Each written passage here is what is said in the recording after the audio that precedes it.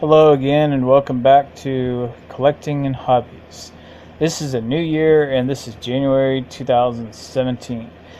And today's video is going to be slightly different. Not really going to be anything to look at. I might change this. I might do a second video with a little bit of demonstrations. Now, as a person with a resale license and a retail license and I've been doing consumer reviews for Hasbro for a very long time, and it doesn't sound as glamorous as it's not as glamorous as it sounds. Basically, what I'm saying is sometimes they'll send me 2 things a year, sometimes they'll send me 4. Sometimes they'll send me like a whole case assortment of stuff. You never know what they're going to do. But I have notified them that I have started a YouTube channel. However, I'm not really using the YouTube channel as a primary source of anything really, of reviews. Those are more like my personal items, the things that I decide to keep, and because I'm obviously unboxing and opening things. The things that Hasbro send me, normally I do a separate video. It's, believe it or not, much more detailed than the ones that I do on YouTube, because when it comes to Hasbro, it's not just Hasbro actually, it's actually a couple other companies too, but I take it extremely seriously because I'm a collector and also a retailer. It really it bothers me a lot when somebody buys something from me. Okay, I'm not Walmart, I'm not Target or Toys R Us or whatever, but when somebody buys something from me, especially someone younger or a real big fan or something, and they get something from me that's like made by Hasbro, and say when they open it, like the arm joint doesn't work, or it falls off, or a transformer breaks, or any of those type of things. Quality control. I'm not responsible for quality control. I don't have I don't generate the type of income and that kind of thing to just take everything back just based on word. And sometimes I actually don't get it very often. I've only had a couple of returns in the last 2 years, maybe 4 altogether, and mainly because they wanted to exchange it for something else, or they decided they didn't want it because they might have pre-ordered it from me, and then when they got it and it came in, they're like, they didn't even open it, but they were just like, it's not what I was expecting, because the product shots that they released earlier are somewhat painted up. They're glammed up a bit for prototypes so people will get interested. And then when you get the final product, you're like, that's not what I saw in the picture. So as most of you adult collectors, serious collectors know, Hasbro is very aware of these issues. Yet it seems like I can't say that they don't always ignore it. I mean, okay, sometimes it seems like they ignore it, like they don't do anything. Sometimes they correct the issues. Now, for one example, in 2015, the Force Friday, when they released the Poe Dameron's X-Wing fighter with the Poe Dameron figure, every single X-Wing fighter that shipped within the first 3 months had extremely warped cannons. And by warped, some of them were bent backwards to the point where I mean, they were just, it looked completely out of place on the X-Wing. When you put those proton torpedoes, the cannons on the end of the wings, they're supposed to be straight. That's one of the signature looks of the X-Wing fighter. But the cannons look like, it's like they come alive by themselves and they're aiming in different directions on their own. It looked horrible. And a lot of people complained about that. Thousands of people. Because what we're talking about, Force Friday, so they sold something like 50,000 units of those within a couple of months. And believe me, they had like 30,000 complaints. So they did do something about it. Within 3 months, all of the X-Wing fighters that came out had revised cannons. Basically, they were perfectly straight. They were perfect. And it was all of them. They were all perfect. They didn't have any issues whatsoever. And so they did do something about it. Now,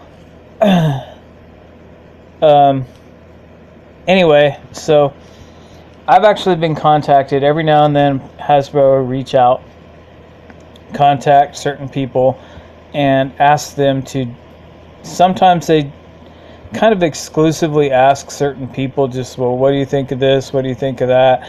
And sometimes they'll give you a poll. Sometimes it'll be a poll for just a small community of people that they trust on certain websites or forums. And so there's been a lot of complaints about the Marvel Legends action figures. A lot of warping issues with their legs. A lot of, we don't think these should cost $20 because they don't come with any accessories. That's part of the reason why they had the Build-A-Figure parts. Because they think that they're giving you a super deluxe action figure for free. Their marketing gimmick is that extra piece for the Build-A-Figure, and it's kind of amazing how people they like to build it. And even if the wave isn't really all that great, like say the Captain America figures, I just recently did an unboxing and review and posted it of the Civil War Wave 3, which consists of Scarlet Witch, Captain America from Secret Wars, Wonder Man, Eel, Captain Britain, and the Scarlet Witch from the movie. Personally, now if I don't know, when I first saw the initial wave, I'm like, who's Wonder Man? Captain Britain, what? That's just a British version of Captain America. I wasn't real excited about the Abomination Build-A-Figure. I liked the Onslaught one better from the Wave 1. I liked the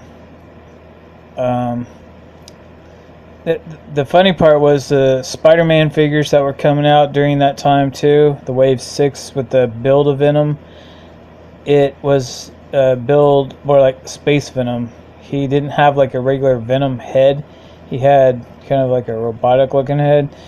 And wasn't real thrilled about the Venom. I was, sort of, kind of, maybe.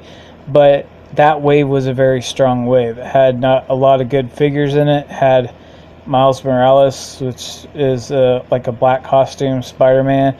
He's got a lot of great paint apps and detail. He looks good. The original Spider-Man, Peter Parker. And then it had like Spider-Girl unmasked, which we haven't seen before. And Silk. And that's one of the few waves I had. At the time, it wasn't real. It was rare that you'd have two females in the same wave. And it had a really awesome looking Hobgoblin, like the definitive version for Marvel Legends. And So a lot of people were really excited about Hobgoblin and Silk, especially. And who's the other guy? Electro. He was more like a animated, the cartoon version with the yellow mask instead of the other version they released not too long before that. More like the movie version from Amazing Spider-Man 2. So they went back to the classic style. And anyway, actually, this is what they were asking me, basically. Because people don't think that these are worth $20, because you could get them the smaller versions. They have almost the exact same articulation as the larger versions, and they cost like $12.83 at Walmart or whatever. So the bottom line is, if they can make them, it's a lot more difficult to engineer a figure that tiny with that many pieces to with that amount of articulation. And so, as anybody that knows anything about making figures, the bigger they are, the easier it is to get details, like 12-inch figures. And so 6 inches should be almost as detailed as 12-inch figures. Maybe, I guess, half as much. But when you shrink them down to 3.75, it gets complicated. So that price point is, I wouldn't say justified, but somewhat justified, because this is a licensed product from Marvel and Disney, and they're charging a lot of money for Hasbro to do it. And that's one of the primary reasons why they cost so much. Same with Star Wars ones. Both by Disney now. Both owned by Disney. But, okay, so the $20 price point. What they're basically saying is, if they cut out the Build-A-Figure, and give you just regular accessories, or actually the question was basically, if they cut out some making new parts, if they use less new parts and less articulation, mainly like cutting out the waist articulation, the ab crunch, and like the ankle rockers, or if they cut out, like, say 6 points of articulation per figure and use more remolded, just repaints, would you buy them at $16.99 instead of $19.99 as a retail price? So they'd be slightly more. Or if they take out the Build-A-Figure, if no one's interested in the Build-A-Figures anymore, then basically, which would you prefer? More accessories or Build-A-Figures at $19.99?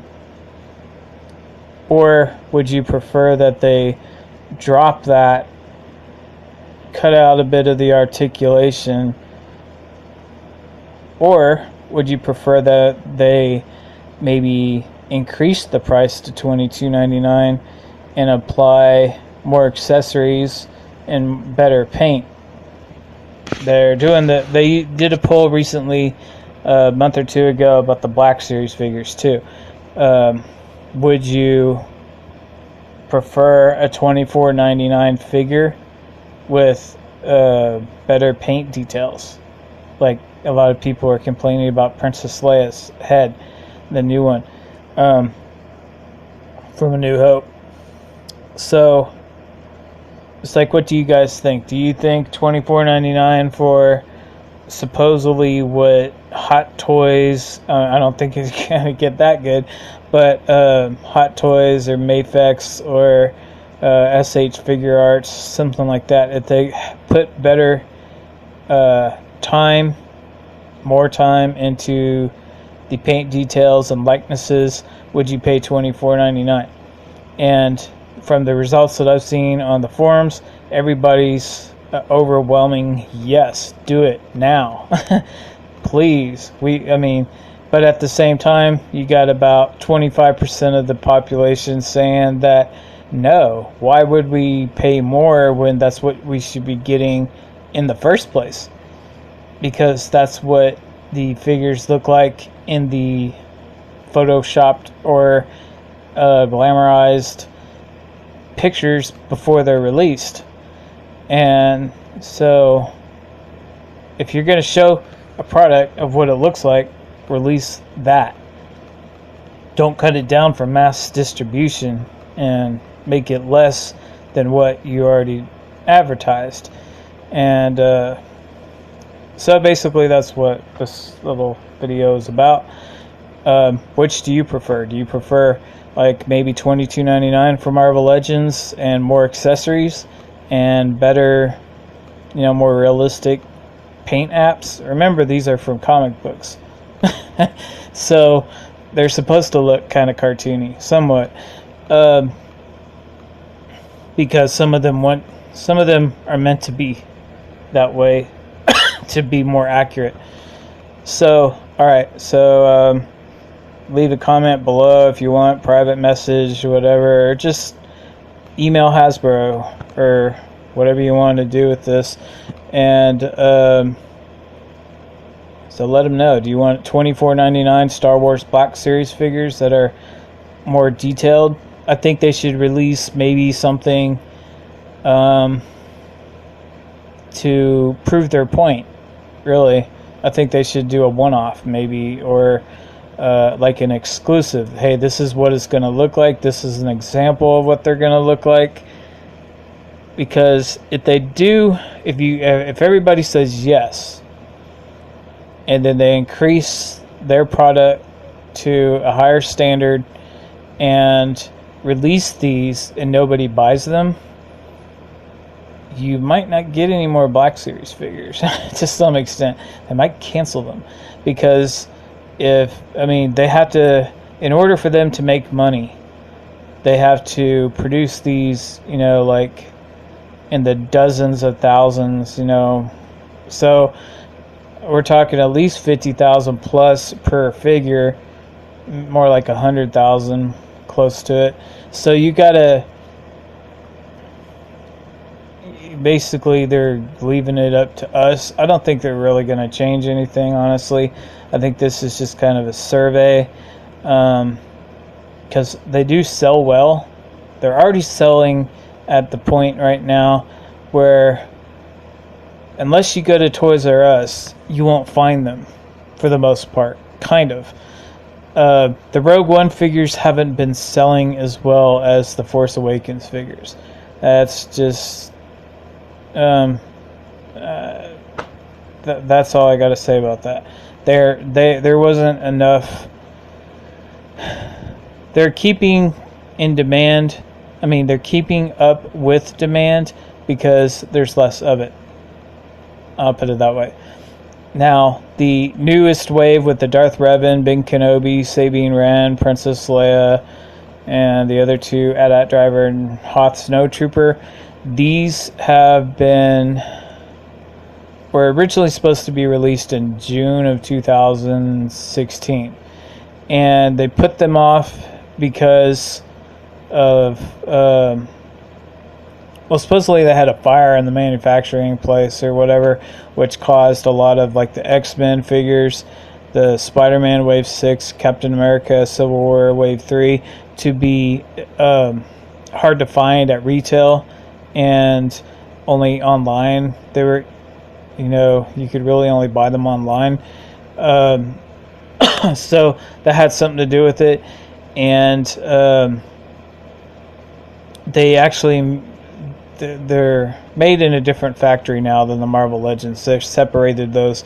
They're not made in the same factories anymore. So this particular wave, the Darth Revan wave, believe it or not, I know they haven't been spotted in retail yet. Not really. Only GameStop has had maybe 1 or 2 cases per store, or not even per store, but maybe like 25% of their stores have got them, or a certain amount. Very little. And for the most part, they have not been spotted yet in the retail market. But online, they're in stock, ready to ship, ready to go. They have been, and there's hundreds of cases of them available at lots of different places. And so they have kept up with demand. They already listed them on HasbroToyShop.com, sold out a couple of times. If people don't visit that website, like literally, really, you'd have to either be extremely lucky or you have to visit every couple hours every day. That's the only way you're going to get Darth Revan or Sabine or any of those for $19.99 with free shipping on HasbroToyShop.com. Only way. Basically, you have to, because they will sell out within like 2 minutes. Even if you see it, even if you see it, by the time you get to the checkout, they may be sold out, because they get them in maybe like 200 cases at a time. 200 figures are going to sell out real fast because everybody's looking for them. But anyway, this is getting to be a bit long, so I'm going to go ahead and cut this off. I'll talk about it more in my reviews, and you guys could comment below. So for further information, news, etc., reviews, unboxings, hit the subscribe button. If you made it this far, go ahead and like it if you want, or comment below of what you think. But thank you, and I will see you later.